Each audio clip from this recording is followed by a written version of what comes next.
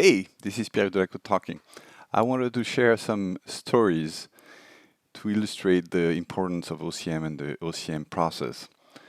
So with different customers, I had some interviews with different stakeholders, and I had one interview with a person who was in charge of legal, and I asked the question, "What do you think about bring your own device?" And the person said, "Oh, it's a no-no. It's too dangerous. We're dealing with important information. We don't want to have any leak." And so that was very interesting because the perception was bring your own device means unsafe, risk of leaks. When actually bring your own device, if it's well managed, it's better because you can control what is what is done. You can supervise. It's in your scope. Um, so I had then interviews with other people in the organization who were actually, because they didn't have the environment to do it, the tools to do it, were sharing documents on thumb drives. So it was escaping totally, and probably there were other people who were sharing on, Shadow IT, Google Drive, whatever you can imagine. So actually having a bring your own device policy is important. And when we did the survey, we found out that people were asking to have access from their personal device to Microsoft 365 here. So when you do the interview, then the survey, you can see how important it is.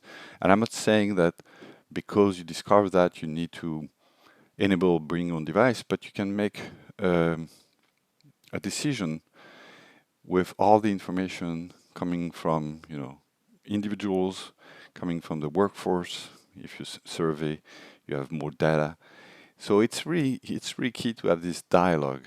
And I remember having an interview with two different persons um, who told me that to access their documents, they were on the file share. They had to VPN in, take remote control on their desktop, access to the file share, take the file share, send an email to their personal email address. So now they have the document. Now they can work from their personal computer at home because they don't want to commute back to the office. So you can see it's a real nightmare um, because they didn't want to VPN and work on the document because the VPN was weak. So they wanted to work on their personal computer and by sending the document. So that way, they found a way to access documents, but it's not controlled because now they're working on their personal computer without any supervision.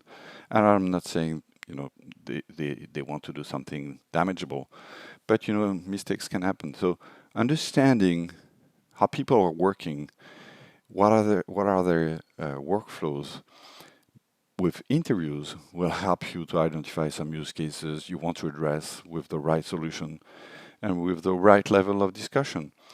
And having a survey will help you to understand if there's a trend around a use case that you need to address, or if it's just specific to a few people, then you can definitely address it differently.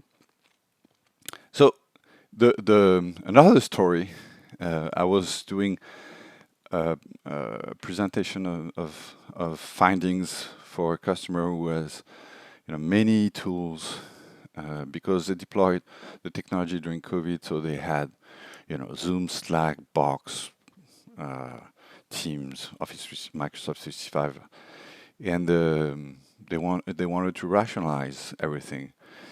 And when I did some interviews, I found out that Slack was not supervised, while Outlook was supervised. Usually, email is supervised, and there was this person responsible for the FOIA requests, so public requests, and she was saying, "Oh no, you don't tell us to add Teams as a new stream to be able to do FOIA request on what is said in Teams." So she was anxious because it's a new stream, and she knew the process to for Outlook, and the process with Outlook was pretty bad because the person was asking people to synchronize in a PST their email and send a PST, and she was reconciling all the PSTs to do the for your request. So when she was in this process with this experience, which was very heavy experience, and she saw that, oh no, yeah, there's Teams on top of that. It's going to be a nightmare. So if you don't have this discussion with the users, if you don't see where the potential pain is, and often the potential pain is in their context with the technology they have, and maybe with the awareness or readiness they have. So you can first see if you can optimize this readiness awareness in their context today, but you can also see what will be the benefit for them tomorrow, because with e-discovery, this person now is able to discover everything because everything is centralized. And she was not able to. She didn't realize that what happened in Slack stay in Slack when it was eligible to for your request. So now everything was centralized in one tool, e-discovery in Microsoft 365. She could easily gather all the information without asking people to send their PST. So it was a game changer. This person was very happy to discover that, while at first she was very anxious. She saw the load of work. So that were my stories to illustrate that if you want to deploy a new technology like Microsoft 365, or if you want just to boost the usage of Microsoft 365, because sometimes people are using it but they don't know what they can do, you really need to have some conversation with the end users. So their interviews, I think it's really key to understand some use cases. Then there's surveys to see if there's a trend, and eventually you can do a focus group to showcase some use cases to a panel of end user and ask them to prioritize what is beneficial for them. But interviews and survey are key. So I encourage everybody to engage in OCM as soon as you want to have an impact on the end users, on the business, help the business. You can imagine the person who's doing the FOIA by collecting all the PST, the loss of time there. It's just it's just not efficient. So, and when there's a great solution that can save hours of work, not only the person who take all the PST, but also the persons who have to create the PST. So it's really key to have this dialogue. If an OCM is there, if you want to enable the business. If you just want to deploy the technology, you might not need OCM, but is it what is important in your organization? I'll let you take this call. Hope this was helpful.